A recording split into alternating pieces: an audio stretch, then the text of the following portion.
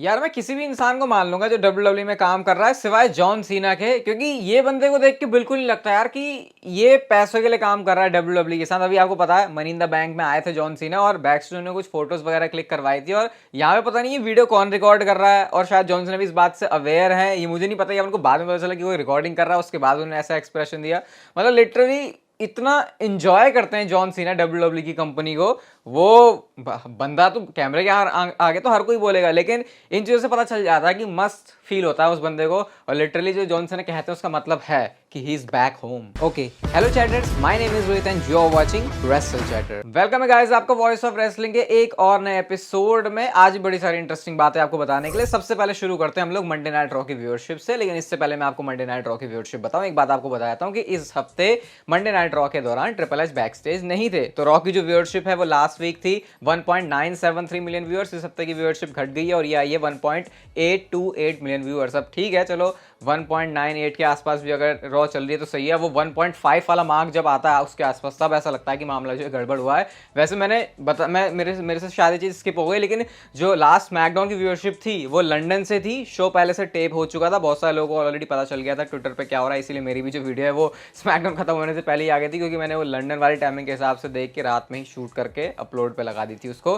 तो उसकी viewership 2.5 million I है भाई साहब। मतलब ये व्यूअरशिप के नंबर अचीव कर पाना स्मैकडाउन के लिए भी इवन वो तब होता है जब कुछ बहुत बड़ी चीज़ हो रही है, और यहाँ पे शो के टेप होने के बाद भी, क्योंकि जो मेजॉरिटी फिर अमेरिका वाली ऑडियंस है उनको ज़्यादा ऐसे ट्विटर पे भटकना या फिर स्पॉइलर लेना थोड़ा ज़्यादा पसंद होता है, तो उसके बावजूद भी जो नंबर्स हैं वो 2.5 मिलियन के आसपास आए। इसका मतलब कि फैंस बहुत ज़्यादा इंटरेस्टेड थे उस चीज़ के लिए। अगली स्टोरी की तरफ गाइस हम लोग चलते हैं, और अब हमारे डोमिनिक मिस्टीरियो सिर्फ डोमिनिक मिस्टीरियो नहीं रहे हैं, क्योंकि उनका जो नाम है डब्ल्यूडब्ल्यूई ने डर्टी डोमिनिक मिस्टीरियो करके रेफर करना शुरू कर दिया है। जैसे आपको पता है सेथ फ्रिकिन रॉलिंस करके चलते हैं इस समय, तो वैसे ही जो डोमिनिक मिस्टीरियो उनके नाम के आगे भी डर्टी का लेबल लग गया है। इसकी जल्दी से मर्चेंडाइज निकाल के पैसे कमा लो तुम, क्योंकि यही काम में डब्ल्यूडब्ल्यूई बहुत ज़्यादा बेस्ट है। वैसे जो डोमिनिक मिस्टीरियो काम कर रहे हैं वही बेस्ट है, और डर्टी वाला वर्ड उन पर तो प्रॉपरली बिल्कुल फिट एंड सूट करता है। डब्ल्यूडब्ल्यूई का जो अगला स्मैकडाउन का एडिशन है वो होने वाला है मेडिसन स्क्वायर गार्डन से। अब आपको पता है जो मेडिसन स्क्वायर गार्डन के शोज हैं वो यूएसए में थोड़े अलग और स्पेशल तरीके से ट्रीट किए जाते हैं, तो इसके बारे में रेसल वोर्ड्स ने एक सवाल पूछा कि भाई ये डब्ल्यूडब्ल्यूई के जो एमएसजी के शोज हैं उनको ऐसा अलग तरीके से क्यों नहीं करते, जैसे पोर्टोरिको में किया था, लंदन में किया था। तो इसका जवाब उनको मिलता है कि it's just not what we do, ये उनको जवाब मिलता है, और इससे वो काफ़ी डिसअपॉइंटेड थे कि ये कैसा जवाब है कि मतलब नहीं करते तो नहीं होगा। अब यूएसए के लिए जो मतलब यूएसए क्राउड के लिए जो एमएसजी वाले शोज हैं वो काफ़ी स्पेशल होते हैं, और आपने देखा भी होगा डब्ल्यूडब्ल्यूई को कोई बड़ी चीज़ करनी होगी, रिटर्न करना होगा या कुछ भी है, नहीं भी करना होगा तो शो के लिए स्पेशल वो बना देते हैं। अभी आपको पता है स्मैकडाउन में ट्राइबल कोर्ट होने वाला है, तो वो भी अपने आप में एक स्पेशल है, लेकिन आप ट्रीटमेंट विजुअली वैसे कुछ अलग नहीं होगी, शो पर चीज़ें काफ़ी डिफरेंट होंगी, उस बात में कोई भी शक नहीं है। अगली स्टोरी की तरफ गाइस हम लोग चलते हैं, और चलो डब्ल्यूडब्ल्यूई की थोड़ी सक्सेस के जो गुण हैं वो गा लेते हैं। रेसलिंग ब्लॉग की तरफ से ट्वीट आता है जहां पे उन्होंने बताया है जो फिगर्स हैं, जो स्टैट्स हैं लंदन को लेके। सबसे पहले स्मैकडाउन और मनी इन द बैंक ने मिला के जो कमाई करी है वो है $5.4 मिलियन की। अब इसे इंडियन रुपीज़ में अगर कन्वर्ट किया जाए तो ये 40 करोड़ से तो ऊपर की जाती है। तो डब्ल्यूडब्ल्यूई ने सिर्फ 4-5 दिनों में इतने जो मोटे पैसे वहां से छाप लिए। व्यूअरशिप जो है डब्ल्यूडब्ल्यूई की वो 17% ज़्यादा है लास्ट ईयर के रिकॉर्ड से, और generated highest gross for venue merchandise in history. तो ये तो अपने आप में एक अलग ही चीज़ है कि भाई टी शर्ट वगैरह बेच के और मर्चेंडाइज जो भी डब्ल्यूडब्ल्यूई के प्रॉप होते हैं, फिर कुछ भी जो भी सारा सामान मिला के, उससे भी डब्ल्यूडब्ल्यूई को बहुत फ़ायदा हुआ है। तो जब डब्ल्यूडब्ल्यूई अपनी इकोनॉमी को दूसरी जगह पे लेके जाती है तो उनको कितना बड़ा फ़ायदा दिख रहा है वो चीज़ यहाँ से नज़र आ रही है। अब वो चीज़ अगर इंडिया में आके भी ये करते हैं और उनको फ़ायदा दिखता है तो डेफिनेटली फिर इंडिया में भी काफ़ी बढ़िया और मस्त चीज़ हम लोग एक्सपेक्ट कर सकते हैं। हम चलते हैं गाइस अपनी अगली स्टोरी की तरफ, और ये जुड़ी है मेरे फेवरेट टॉपिक से, इवन आपके फेवरेट टॉपिक से, ब्रे वाइट की मैं बात कर रहा हूँ। अब फाइनली डब्ल्यूडब्ल्यूई ने प्लान बना लिया ब्रे वाइट को वापस लाने का। समर स्लैम में भी शायद वो वापस आ सकते हैं, लेकिन जो करंटली बैक स्टेज डब्ल्यूडब्ल्यूई के लोग उनके बारे में बात कर रहे हैं वो ये है कि क्या हमको अब ब्रे वाइट के जो टीजर्स हैं, जो टीज हैं, क्यूआर कोड हैं, वो सब निकालने चाहिए, या फिर जस्ट उनको एक सरप्राइज रिटर्न की तरह लेके आ जाते हैं। मेरे हिसाब से तो ये सरप्राइज और ये टीज ये सब छोड़ दो, क्योंकि इससे फैंस बहुत पक चुके हैं ब्रे वाइट के केस में। और मैं वो चीज़ कह रहा हूँ क्योंकि मैं बिल्कुल हद लिमिट तक उस चीज़ को सोचने के बाद बोल रहा हूँ, तो मुझे लगता नहीं है कि ये डब्ल्यूडब्ल्यूई को अब करना चाहिए। इवन गाइस शायद डब्ल्यूडब्ल्यूई ने टीज करना शुरू कर दिया है, क्योंकि उन्होंने इंस्टाग्राम पे एक वीडियो डाली है जहाँ पे वो बताता है कि ऐसे जो है डब्ल्यूडब्ल्यूई पूरी तरीके से चेंज हो गई थी और वो रोमन रेंस का अटैक करना था फील्ड के ऊपर। अब डब्ल्यूडब्ल्यूई का फोकस भले ही रोमन रेंस के ऊपर है, लेकिन फील्ड भी वहाँ पे दिख रहे हैं, तो शायद इसलिए WWE की खिचड़ी पकड़ी कि अब चलो फील्ड के बारे में भी फैंस को याद दिलाना शुरू कर दो, क्योंकि अब उस बंदे को वापस लेके आने वाले हैं। मैं तो पर्सनली इस चीज़ के फेवर में हूँ कि भाई ये QR कोड टीज वीज रहने दो अभी, अब तुम सीधा लेके आ जाओ उनको, क्योंकि आई थिंक उसमें आप कुछ new and fresh cheese fans देखना चाहेंगे। अगली स्टोरी बड़ी इंटरेस्टिंग है और आपके सामने पूरा जो आप नोट देख सकते हो, ये 2024 में जिन सुपरस्टार्स के कॉन्ट्रैक्ट एक्सपायर हो रहे हैं वो हैं सारी ऑलमोस्ट बड़े बड़े सुपरस्टार दिख जाएंगे यहाँ पर आपको। रैंडी ओर्टन का देख लो 2024 में एंड होगा, लेकिन हाँ वो एक्सटेंड हो जाएगा उनका। बिगी का भी कॉन्ट्रैक्ट है, सेथ रॉलिंस का भी कॉन्ट्रैक्ट है। तो ये ऐसी लिस्ट है जो कि WWE को ऐसे मेरे को लगता है बहुत सारे नाम ऐसे हैं जो कि बचा के रखने पड़ेंगे और वो बचा भी लेंगे, क्योंकि जब तक इनकी कॉन्ट्रैक्ट एक्सपायरेशन की डेट आएगी उसके पास तक WWE इनको रिन्यू कर लेगी। लेकिन 2024 वो साल बताया जा रहा है जहां पर AEW और WWE के बीच में एक बैटल होने वाली है कि कौन सी कंपनी अपने तरफ तगड़े तगड़े सुपरस्टार्स को रखती है, पैसा ज्यादा फेंक सकती है AEW भी, तो इसलिए कंपटीशन WWE को भी अच्छा वाला मिलने वाला है। नेक्स्ट हम ऑस्टिन थ्योरी के बारे में बात करते हैं। तो 220 दिनों से ज्यादा उनका जो रेन है वो जा चुका है, ये एक फिगर उन्होंने अपने नाम किया है। लेकिन जो इस समय WWE चीज प्लान करी है समर स्लैम में वो है ऑस्टिन थ्योरी के पास से फाइनली US चैंपियनशिप को ले लेना। मैं अगर इस चीज़ के सपोर्ट में हूँ तो शायद ऐसा लग सकता है कि भाई मैं चाहता नहीं ऑस्टिन थ्योरी को आगे ग्रो करते हुए देखना,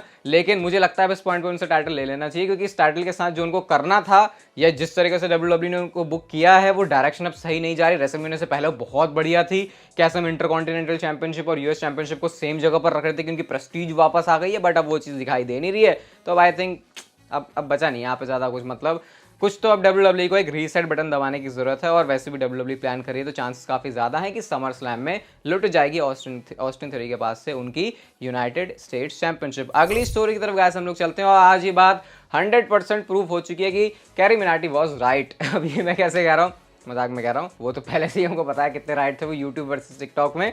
तो रोमन रेंस का जो टिकटॉक अकाउंट है वो बैन हो चुका है। ये आप लोग स्क्रीनशॉट देखो, यहाँ पे 1.3 मिलियन फॉलोवर्स और 7.6 मिलियन लाइक्स रोमन रेंस के थे। अब वो अकाउंट बैन हो चुका है, और मतलब ये हमको देख के तो बहुत अच्छा है, हमारे तो पैसे ही बैन है तो हमें तो वैसे भी कोई लेना देना है नहीं कि क्या चल रहा है फिर क्या नहीं। लेकिन अगर आप इसके पीछे रीज़न पूछो तो शायद ये एक रीज़न बताया जा रहा है इसके पीछे कि टिकटॉक पे जो ऐसे मार धाड़ या वायलेंस है वो उनको प्रमोट नहीं करता, तो उनकी नज़र में शायद ये इस तरीके से आया है। और मुझे ऐसे भी लगता है कि अकाउंट वापस आ जाएगा, क्योंकि WWE कोई वायलेंस तो प्रमोट करते नहीं भाई। अगर तुम UFC देख रहे हो या तुम प्रोफेशनल रेसलिंग देख रहे हो या फिर रेसलिंग देख रहे हो तो उसमें वायलेंस क्या, वो तो एक स्पोर्ट है। तो शायद उस तरीके से ट्रीट ना करके टिकटॉक ने इसको अलग तरीके से ले लिया, इसीलिए शायद कम दिमाग वाले लोग हमारे इंडिया में चलते नहीं और टिकटॉक भी चला गया यहाँ से। अगली स्टोरी की तरफ गाइस हम लोग चलते हैं, और WWE ऐसे ट्वीट WWE कब से करने लग गई, मतलब शायद पहले भी किया लेकिन ये होते नहीं थे पहले। ये ट्वीट है who is the most underrated WWE superstar at the moment, मतलब WWE खुद इससे पूछिए भाई बताओ कौन तुमको लगता है। अब ये अगर आपको ऐसा लग रहा है कि ये स्टैट के लिए है कि भाई चलो एंगेजमेंट के लिए WWE ने ट्वीट कर दिया कि हाँ ऐसा ट्वीट कर लेंगे लोग इंटरेक्ट करेंगे, ऐसा नहीं है भाई।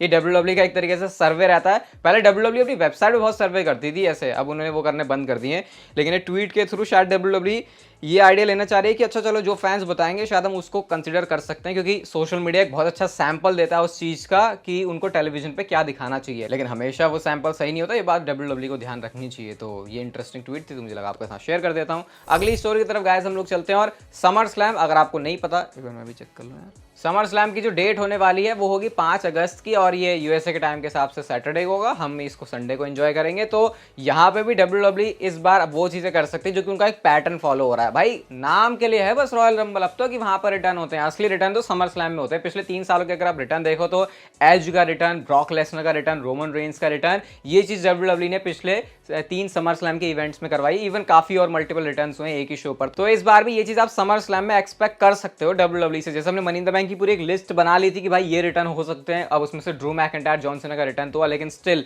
रैंडी ओर्टन का रिटर्न पेंडिंग है, ब्रे वाइट का रिटर्न पेंडिंग है। ये सारी चीज़ों को WWE जो है कंसिडर कर सकती है समर स्लैम के लिए। तो देखते हैं फिर ये जो समर स्लैम है वो कैसे रैप अप होता है, बट उम्मीदें काफ़ी ज़्यादा हैं इससे। मैंने आपसे बोला था कि WWE जुलाई को काफ़ी स्पेशल बनाना चाहती है और फिर समर स्लैम तक वो चीज़ वैसे ही लीड करेगी। तो उस हिसाब से तो शायद फिर काफ़ी तगड़ी चीज़ हो सकती है समर स्लैम में कुछ बड़े रिटर्न्स के साथ में। LA नाइट का जो प्रोमो वर्क है, LA नाइट का रिंग में बात करना फैंस को बहुत ज़्यादा पसंद आता है, वो उतना ही इंप्रेसिव है भी। तो LA नाइट ने बताया कि आखिर वो कैसे अपने प्रोमोज के अंदर रियल इमोशन डालते हैं। उन्होंने ये कहा कि मेरी लाइफ की जो खुद की फ्रस्ट्रेशंस हैं या फिर जो मेरे साथ हो रहा है, जो मेरे साथ पास्ट में हुआ है, उन सारी चीज़ों को वो कन्वर्ट करके अपने प्रोमो में ले आते हैं। मतलब शब्द उनके कुछ और होते हैं लेकिन जो इमोशन है वो उसके पीछे वो वाले होते हैं जो कि उनके एक्चुअल में रियल लाइफ वाले हैं। तो इसलिए उन्होंने बताया कि ये उनको काफ़ी हेल्प करता है। और सोच रहे हो हमको तो ऐसा लगता है कि बंदा मतलब हमको क्या, बहुत सारे लोग हैं भी ऐसे जो प्रोमो वर्क में बिल्कुल बेकार है, वो आए और बिल्कुल पपेट की तरह, रोबोट की तरह बोल के चले जाते हैं। लेकिन ये वो सुपरस्टार्स है जो कि एक्चुअल में उसके पीछे इस तरीके से काम करते हैं, और